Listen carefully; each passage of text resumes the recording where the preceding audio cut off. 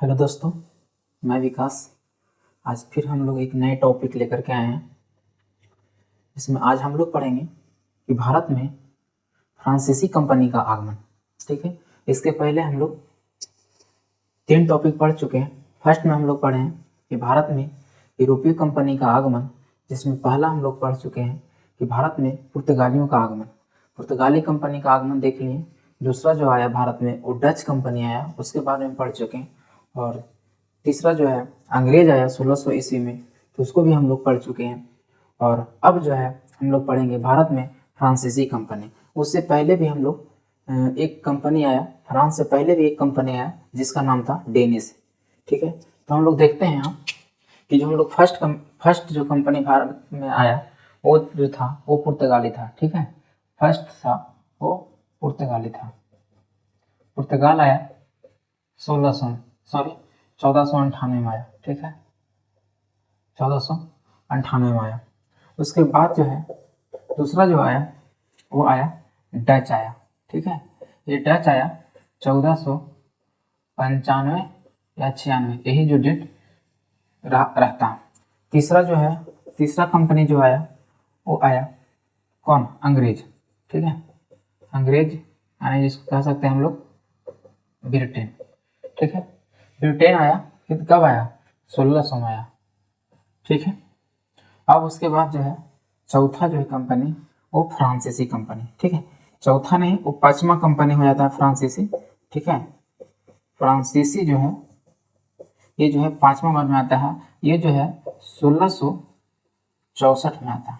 ठीक है, इससे पहले जो एक कंपनी है वो चौथा नंबर कंपनी जो है एक डेनिस है, जिसको डेनमार्क कहते हैं हम लोग। ठीक है, डेनिस कंपनी जो है वो आता है 1616 ईस्वी में। ठीक है, तो हम लोग जो है आज फ्रांसीसी कंपनी के बारे में पढ़ेंगे, लेकिन उससे पहले थोड़ा सा जो है हम लोग डेनिस कंपनी के बारे में जान लेते हैं। डेनिस कंपनी जो है वो यूरोप का ही एक देश है जो भारत में व्यापार करने के लिए आता है 1616 ईस्वी में। इन्होंने जो है इनका कुछ ज़्यादा भारत में इन्होंने किया नहीं, सिर्फ ये आए व्यापार करने के लिए, लेकिन इनको उतना बन नहीं पाया। इन्होंने जो है व्यापार जो है सर्वप्रथम जो है यहाँ जाते हैं तमिलनाडु के पास। ठीक है, ये तमिलनाडु। ठीक है, तमिलनाडु के पास जाते हैं और इन्होंने जो है अपना ये पहला फैक्ट्री जो है, पहला कोठी जो है तमिलनाडु के पास जो है क्या तंजौर पड़ता है। ठीक है, तंजौर में इन्होंने जो है पहला कोठी स्थापित करते हैं। उसके बाद जो है इन्होंने दूसरा कोठी जो है यहाँ ये बंगाल में पड़ता है। ठीक है, बंगाल में पड़ता है सीरमपुर। ठीक है, सीरमपुर में इन्होंने दूसरा कोठी स्थापित, क्योंकि इनको बना नहीं, क्योंकि यहाँ से पहले से भी सारे डच लोग भी यहाँ किला बनाए हुए थे, अंग्रेज ही बनाए हुए थे, पुर्तगाल बनाए हुए थे, यहाँ बंगाल में भी उन लोग का वर्चस्व पहले से था।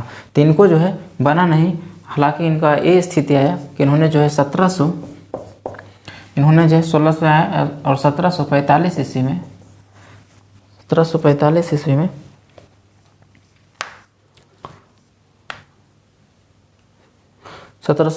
ईस्वी में इन्होंने जो है सारे अपना जो कोठी था वो अंग्रेज को बेच दिए। ठीक है, अंग्रेज के पास बेच दिए। इन्होंने अपना सारे कोठी जो है अंग्रेज के पास बेच करके और ये पुनः जो अपना डेनमार्क चले गए। ठीक है, अपना जो है पुनः डेनमार्क चले गए। तो ये जो हम लोग देखें कि फ्रांस से एक कंपनी पहले डेनिस आई। अब जो हम लोग चर्चा करेंगे फ्रांस के बारे में। ठीक है, अब हम लोग चर्चा करेंगे फ्रांस के बारे में। तो हम लोग सारे देख लें कि पुर्तगाल आया, उसके बाद डच आया, अंग्रेज आया और डेनिस आया और फ्रांसीसी आया।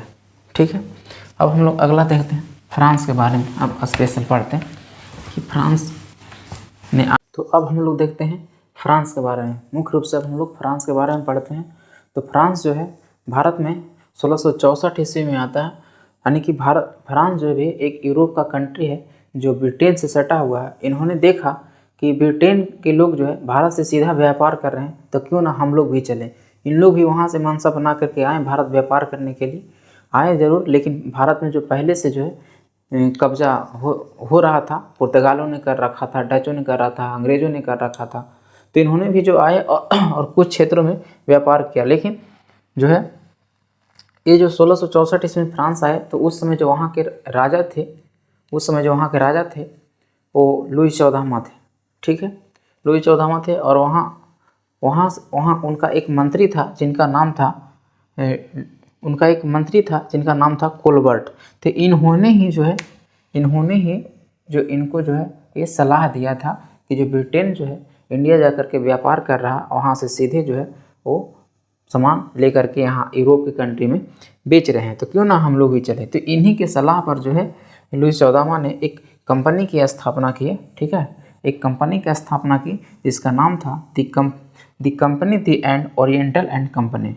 ठीक है, यानी कि हम लोग शॉर्ट में जो है ओरिएंटल कंपनी भी लिख सकते हैं। The company the end oriental company के नाम से एक कंपनी स्थापित की, और उस कंपनी को जो है भारत में व्यापार करने के लिए भेजा। ठीक है, उसके साथ कंपनी के साथ जो है 1667 ईस्वी में, ठीक है, 1667 ईस्वी में एक फ्रांस के मतलब एक गवर्नर मान लीजिए, चाहे डायरेक्टर मान लीजिए कंपनी का, वो जो 1667 ईस्वी में एक फ्रांसीसी था जिसका नाम था कैरी, फ्रांसीसी कैरी। ठीक है, फ्रांसीसी कैरी था, और एक ईरानी व्यापारी था जिनका नाम था मरकरा। ठीक है, एक ईरानी व्यापारी था जिनका नाम था मरकरा। इन दोनों ने जो है भारत आते हैं। ठीक है, भारत में आने के बाद सबसे पहले जो है ये सूरत जाते हैं। ठीक है, ये सबसे पहले जो है सूरत जाते हैं, और सूरत में जो है फैक्ट्री को स्थापित करते हैं सूरत में। ठीक है, इन्होंने जो है 1664 में इन्होंने सोचा, 1667 ईस्वी में चला, और 1668 ईस्वी में, ठीक है, 1668 ईस्वी में जो है इन्होंने सूरत में जो है अपना कोठी स्थापना किया। लेकिन यहाँ जो था बहुत सारे समस्या था। यहाँ जो था पुर्तगालों का कब्जा था, डच का भी था, अंग्रेज का भी थे। इन्होंने जो है इन लोगों ने सारे जगह जो है कब्जा कर रखा था। इनको जो है बेहतर रूप से व्यापार करने में सहूलियत नहीं हो रही थी, तो इन्होंने जो है वहाँ छोड़ करके और आते हैं यहाँ से गोलकुंडा के राजा। ठीक है, गोलकुंडा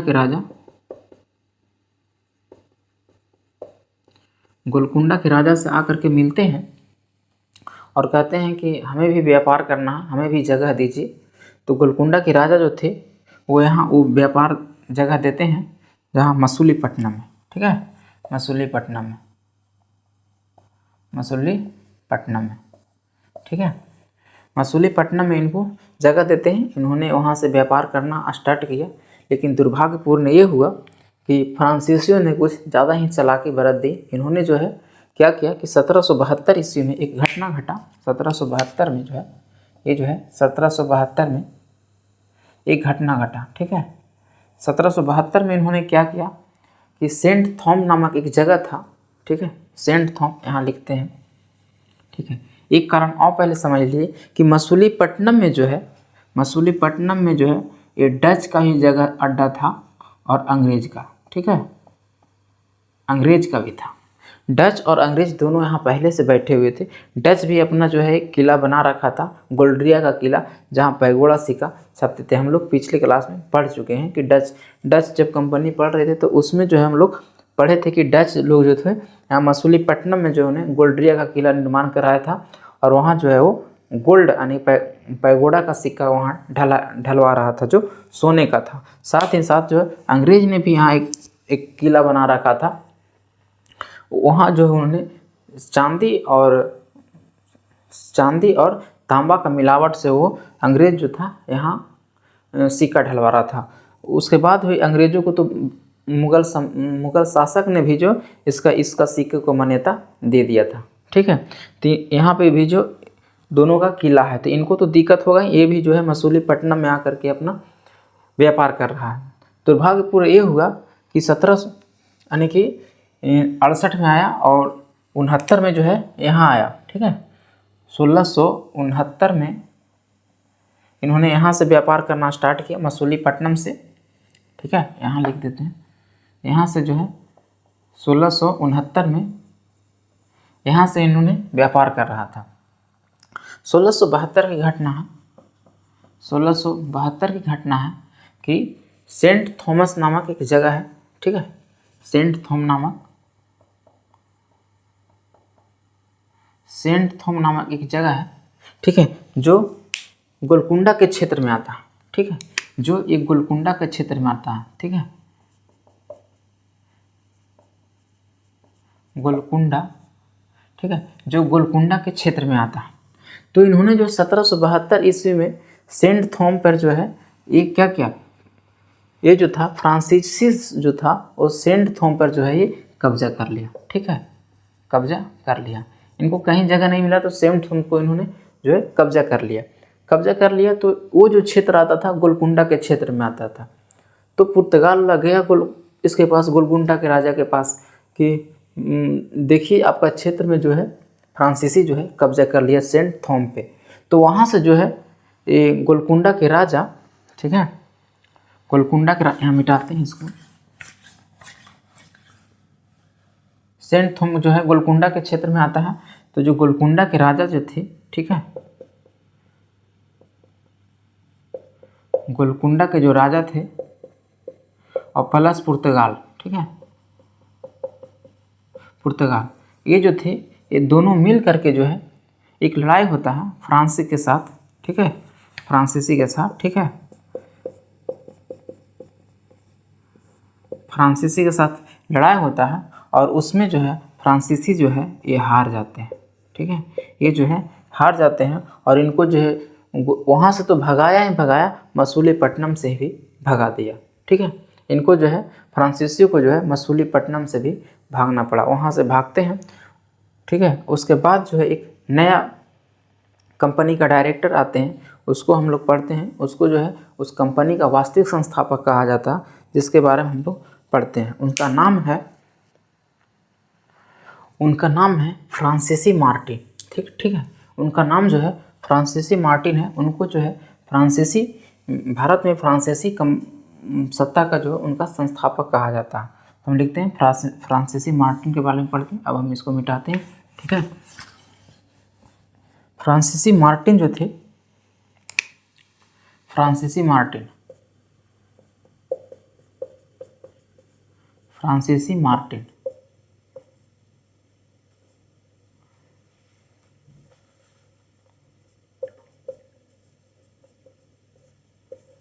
ठीक है, फ्रांसीसी मार्टिन जो है इन्होंने आते हैं, कब आते हैं, यानी कि 72 में जो है सेंट थॉमस से इनको हराता है और 1672 में, तो इन्होंने 1673 में आते हैं, ठीक है, 1673 में आते हैं और इन्होंने जो है हैदराबाद जाते हैं और हैदराबाद के एक सूबेदार हैं, ठीक है, सूबा है हैदराबाद के सूबा, हैदराबाद, ठीक है, हैदराबाद के एक सूबा है जिसका नाम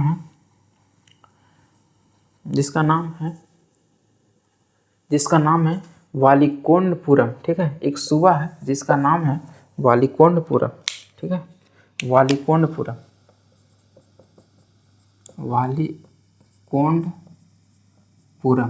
ठीक है, वालीकोंडपुरम। ये जो है हैदराबाद का ही एक क्षेत्र है, ठीक है, हैदराबाद का ही एक सूबा होता था, एक क्षेत्र होता था छोटा, ठीक है, वो वालीकोंडपुरम था। यहाँ का राजा था शेर खां लोधी, ठीक है, शेर खां लोधी के पास जाता है फ्रांसीसी मार्टिन और वहाँ से कहता है कि देखिए हमको भी व्यापार करने दीजिए, हम व्यापार कर रहे थे मसूलीपट्टनम से, जहाँ से जो है गोलकुंडा के राजा और पुर्तगाल मिलकर के साजिश रच करके हमको वहाँ से भगा दिए। एक बात और ध्यान में रखिएगा, जो गोलकुंडा जो ये सेंट थॉमस जगह जीता था, उन्होंने जो है बाद में जो है डच के पास उन्होंने बेच दिया था, ठीक है, डच के पास बेच करके वहाँ से भाग आया था।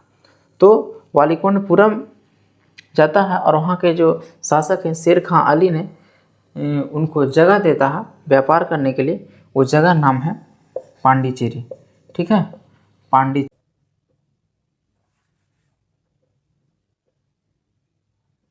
पांडिचेरी, ठीक है, पांडिचेरी। इसी को जो है उन्होंने जो बाद में जो है पुदुचेरी नाम गठित करता है और वहाँ जो एक किला बनाता है, लुई फोर्ट नामक किला बनाता है, ठीक है, लुई फोर्ट, फोर्ट मतलब किला होता है, ठीक है। लुई जो है फोर्ट नामक किला बनाता है।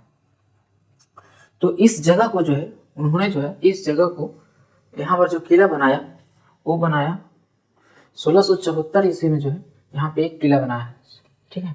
1674 ईस्वी में, ठीक है, एक किला बनाया वही लुई फोर्ट। और ये जो है पांडिचेरी शहर को बसाया, ठीक है। पांडिचेरी शहर को भी बसाया 1674 ईस्वी में, ठीक है। और पांडिचेरी का नाम जो है बाद में पुदुचेरी हो जाता है, ठीक है। और ये जो है फ्रांसीसियों ने जो आज़ादी के बाद तक इस क्षेत्र को अपने कब्जे में रखा था, ठीक है। अब जो है यहाँ के बाद देखते हैं इस जगह तो। और एक दिक्कत इसको था कि यहाँ भी जो मसूलीपट्टनम में भी था, डच और अंग्रेज पहले से किला बना रखा था, तो यहाँ तो इसको प्रॉब्लम होता। अब जो है फ्रांसीसियों ने अब चल रहा बंगाल की तरफ, ठीक है। तो हम लोग बंगाल की तरफ देखते हैं, इसको मिटाते हैं, ठीक है। 1 मिनट, इसको बंगाल के हम लोग पढ़ते हैं कि बंगाल की तरफ जाता है। अब देखते हैं यहाँ से बंगाल की तरफ चलते हैं, ठीक है। ये है बंगाल, ठीक है, ये है बंगाल। बंगाल की तरफ जाता है और यहाँ का जो एक सूबेदार रहता है शाइस्ता खां, ठीक है। शाइस्ता खां से उन्होंने इजाजत लेकर के एक गांव बसाता है, ठीक है। शाइस्ता खां से एक इजाजत लेकर के एक गांव बसाता है जिसका नाम रहता है चंद्रनगर, ठीक है। जिसका नाम है चंद्रनगर नामक बस्ती बसाता है, ठीक है। चंद्रनगर नामक एक बस्ती बसाता है, ठीक है, बस्ती। तो यहाँ जो और बंगाल गया है शाइस्ता खां से इजाजत लेकर चंद्रनगर एक बस्ती बसाता है। और बंगाल में भी जो है डच और अंग्रेज है, तो वहाँ भी इसको दिक्कत करेगा। तो लास्ट में जो है क्या किया, डच ने जो था इनका मुख्यालय जो था, ठीक है, पांडिचेरी, इनका मुख्यालय जो था पांडिचेरी पर जो है हमला कर दिया, ठीक है। पांडिचेरी पर जो है हमला कर दिया, पांडिचेरी पर जो है हमला कर देता है। कौन? डच जो है हमला कर देता है। डच जो है पांडिचेरी पर हमला कर देता। तो हमला करने के बाद जो है वो डच लोगों ने जो है इसको जीत लेता है और 5 साल तक जो है कब्जे में रखता है, ठीक है।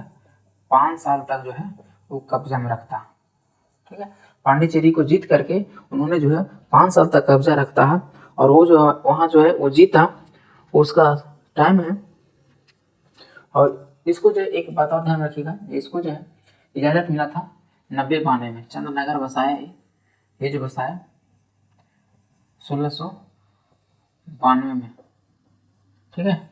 1692 90-92 में इसका इजाजत मिला है, ठीक है, 90 या 92, ठीक है। उसके बाद जो है उस पर कब्जा कर लेता है डच 1698 में। 2 साल के बाद जो है इन्होंने यहाँ जो है पांडिचेरी को 1698 में कब्जा कर लेता है और 5 साल तक जो है वो अपने कब्जे में रखता है।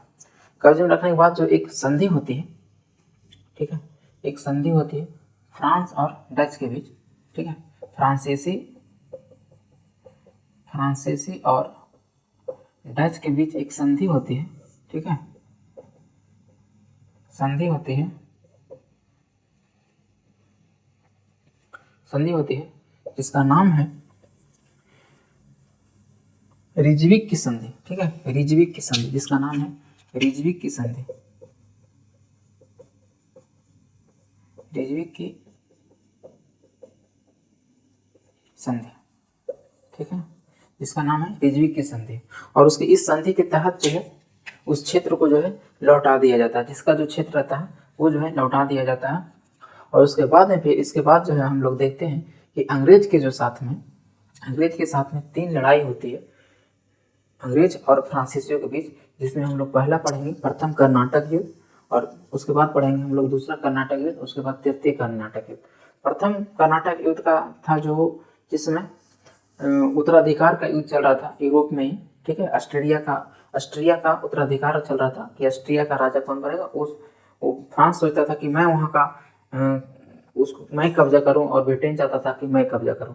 तो वहाँ जो लड़ाई होता था तो उसका प्रभाव जो है भारत में ही पड़ता था, जिसको हम लोग देखेंगे। और वहाँ जो ऑस्ट्रिया के जो राजकुमार था उनका उत्तराधिकार नहीं था, कहने का मतलब उनका बेटा नहीं था, यानी कि उनकी पुत्री थी, जिस वजह से वहाँ का जो अधिकार को हड़पने के लिए इन लोग सोच रहा था। तो वो जो है प्रथम कर्नाटक युद्ध वहाँ से स्टार्ट होता है, और द्वितीय कर्नाटक युद्ध जो है वो भारत का ही मामला रहता है, और भारत से ही मतलब कि नवाबों जैसे कर्नाटक का हो गया, हैदराबाद के निजाम हो गए, इन दोनों का मामला रहता है। और थर्ड जो है कर्नाटक युद्ध जो है, थर्ड कर्नाटक युद्ध के लिए भी जो है यूरोप का ही होता है, सप्तवर्षीय युद्ध का होता है। ठीक है, तो हम लोग देखें अगला वीडियो हम लोग देखेंगे फर्स्ट कर्नाटक युद्ध, द्वितीय कर्नाटक युद्ध और तृतीय कर्नाटक युद्ध। हम लोग बारी बारी से पढ़ेंगे। आप लोग कैसा लगा कमेंट करके जरूर बताएं। धन्यवाद।